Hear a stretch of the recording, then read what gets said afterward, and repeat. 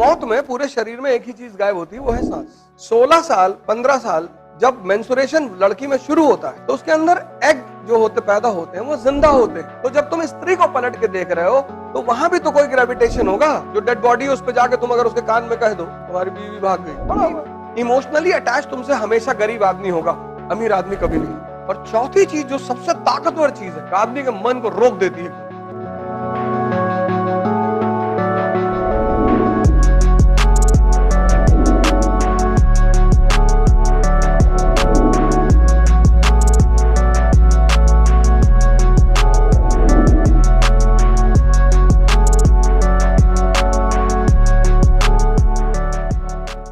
बुद्ध ने कहा कि हम अपने संग में स्त्रियों को नहीं आने देंगे। कहा ना पहले। आनंद ने कहा क्यों? अरे बोले यार हर बात समझाई नहीं जाती और तुम समझ ना पाओगे, नहीं आने देंगे। उनकी मौसी ने कहा कि बेटा ऐसा ना करो, हम लोग को बुला लो संग में। उस पे उन्होंने औरतों को परमिशन दे दी। अब जब दे दी तो बुद्ध ने कहा कि मेरा धम्म 1000 साल चलता, अब चूंकि स्त्रियां आ गई हैं तो सिर्फ 500 साल चलेगा।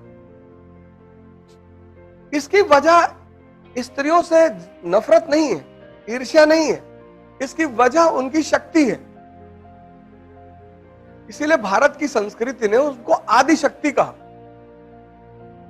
16 साल 15 साल जब मेंस्ट्रुएशन लड़की में शुरू होता है तो उसके अंदर एग जो होते पैदा होते हैं वो जिंदा होते हैं। वो पुरुष को खींचते हैं अपनी तरफ। नाहक में तुम ऐसे पलट के नहीं देखते, धरती तुम्हें अपनी तरफ खींचती है। तुम कहते हो ग्रेविटेशन खींच रहा, फोर्स को मानते हो ना। तो जब तुम स्त्री को पलट के देख रहे हो तो वहां भी तो कोई ग्रेविटेशन होगा। वो तुमको क्यों नहीं देखती? वो भी तुमको देखे। अगर तुम बुलेट उठा लो सड़क पे,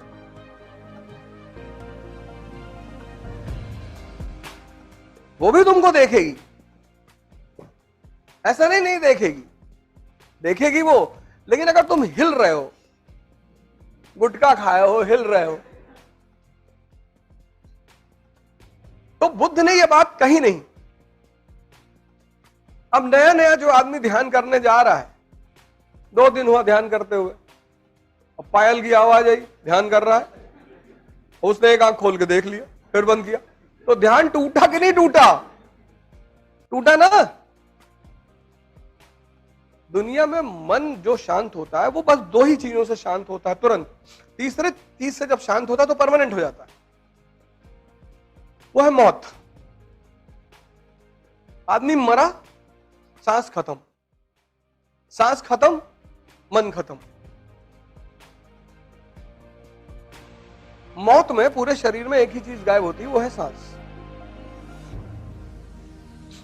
और सांस का संबंध है मन से। तुम गुस्से में रहोगे, सांस तेज चलेगी। तुम देखो जैसे जैसे तुम्हारा मनोभाव चेंज होते हैं वैसे वैसे तुम्हारी सांस भी चेंज होती है। इसीलिए दुनिया में ज्यादातर ध्यान की जो विधियां हैं वो सांस से शुरू होती है।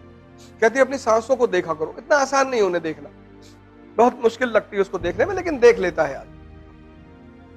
तो मन जो कंट्रोल होता है, ये वो 4 एक तो कोमा है, वो साइंस का मैटर है। आदमी जिंदा रहता है, सांस चलती है पर मन नहीं होता। एक मौत है, ना सांस चलती है ना मन होता है। अब जो डेड बॉडी है उस पे जाके तुम अगर उसके कान में कह दो तुम्हारी बीवी भाग गई, पड़ा हुआ है, क्या फर्क पड़ता है? ये 2 तो है जो मन को शांत करते हैं। तीसरा है नशा। मुसलमान कहता है, कुरान कहती शराब मत पियो, तो सिगरेट पीता है। कुरान कहां कहती है सिगरेट पियो?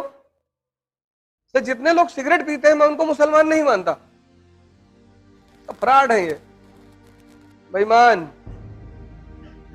अब दारू नहीं पियोगे तो गांजा पी लोगे, तब पर भी तो मन ही शांत कर रहे हो ना। और चौथी चीज जो सबसे ताकतवर चीज है, जो आदमी के मन को रोक देती है एकदम, वह है सेक्स, काम। इसीलिए तो प्रोस्टिट्यूशन इतना बड़ा धंधा है, इसीलिए तो प्रोस्टिट्यूशन इतना बड़ा बिजनेस है। कई सारे देश हैं जिनकी इकोनॉमी चलती है। अरे काहे बता रहे, तुमको नहीं पता है? देखो इनको पता है। ये सब चीजें तो पहले पता रहती हैं और जीवन में किया गया। इसलिए बुद्ध ने कहा था कि स्त्रियां नहीं आएंगी, और कोई वजह नहीं थी। जितनी बड़ी बड़ी अचीवमेंट है उनके छोटे छोटे फॉर्मूले हैं, जितनी छोटी छोटी अचीवमेंट है उनके बड़े बड़े फॉर्मूले हैं। नियम है इस संसार का। यहां सबको बोलो भैया मैं सच बोलता हूं, तुमको लोग कहेंगे कि झूठा एक नंबर का है, और तुम सबसे बोलो कि मैं झूठ बोलता हूं तो लोग कहेंगे बहुत सच बोलता है ये आदमी। ये अजीब सा खेल है, अजीब सा। अब जैसे जीसस क्राइस्ट का बर्थडे मनता है, कृष्ण का भी तो मनता है, वैसे ही मनता है दोनों का। अब पता नहीं हमने उनसे सीखा या उन्होंने हमसे सीखा। अंग्रेज इतिहासकार लिखेगा कि भारत के लोग जन्माष्टमी ईसा के जन्म के उत्सव से प्रेरित होकर मनाते हैं। जब हम लिखते हैं तो हम कहते हैं अरे चोर उचक के लोग, जब हम विकसित थे तब ये जंगल में घूमते थे। हम भी तो अपने ईगो को सेटिस्फाई करते हैं। आज उनकी उपलब्धि से हम नहीं सीखना चाहते हैं। हम बताते हैं कि 10,000 साल पहले रावण के पास विमान था, आज हम भिखमंगे, वो एक अलग बात है। ऐसे विचार ट्रैवल करता है व्यक्ति के साथ। ये भारत भाई क्रिश्चियन व्यापारी आए, क्रिश्चियन मिशनरियां आई, तभी तो यहां मॉडर्न स्कूल्स, प्रेस, ये सब उन्हीं की तो देन है। विचार ट्रैवल किया कि नहीं किया? हर चीज की ग्रेजुअल डेवलपमेंट होती है। ठीक है, आज इकरा के पास 5,000 लड़के नहीं है, लेकिन 10 रिजल्ट आ जाएगा तो 50,000 होंगे, क्योंकि ये हिंदुस्तान की भीड़ पागलों की तरह भागती है। बस बता दो कि फलाने बाबा ऐसे भभूत चूक भैया मार दिए। ये अलग तरह की सोसाइटी है ना। देखते नहीं हो रील उलाती, बाबा नाच रहा है, ऐसे कब से पकड़ा है बाबा, कौन पकड़ा है इसको? पर हाँ ये सब चीजें हैं, ऐसा नहीं है। ये सारी चीजें हैं, जिसका सामना नहीं पड़ा है वो ज्यादा नेता बनता है। सबका अपना अलग विज्ञान है, उनका सबका अलग शास्त्र है। अरे भैया चैप्टर, जैसे जब तुम मनोहर कहानियां पढ़ते हो, सत्य कथा पढ़ते हो, तो उसमें क्या लिखा होता है? उसकी टाइटल होती है, उसी टाइटल से प्रभावित होकर तो पढ़ते हो नहीं। बंबई की हसीना ने हंगामा मचाया, अब तुम उसमें क्या खोजोगे कि इस हसीना ने हंगामा कैसे मचाया? दो ही चीज तो खोजोगे। किसी भी किताब की जो टाइटल होती है, किसी भी चैप्टर का टाइटल होता है, वो यही तो तुमको बताता है। जब कार्ड शादी का छपवाते हो तो उस पर लिखवाते नहीं हो शुभ विवाह, नहीं तो हर आदमी पूछे ना कि भैया काहे दे रहे हो कार्ड, तो जब कार्ड देते हो तो उस पर लिखा हो तो शुभ विवाह। कहता अच्छा किसका है? कहता मेरे पापा का। अच्छा अच्छा, अबे दे दिए कार्ड, पढ़ लो किसका है। अब सब इंक्वायरी करोगे। बंबई की हसीना ने मचाया हंगामा, तो एक चीज उसमें क्या है? हसीना। दूसरा क्या है? हंगामा। तो अब तुम कहानी पढ़ोगे कि कैसे मचाया भाई, तो वही तो चीज ढूंढोगे हैं? हंगामे वाले पॉइंट ही तो ढूंढोगे। कल मैं एक पार्टी में गया था रात में, तो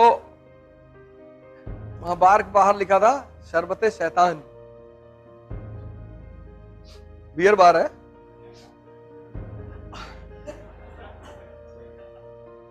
क्या नाम रखा उस आदमी ने, शरबते शैतान। कहा यार ये कहां से आपके दिमाग में आया? कहा भाई साहब जो भी बाहर निकलता है रायता फैलाते हुए निकलता है, उसको पहचानते हो?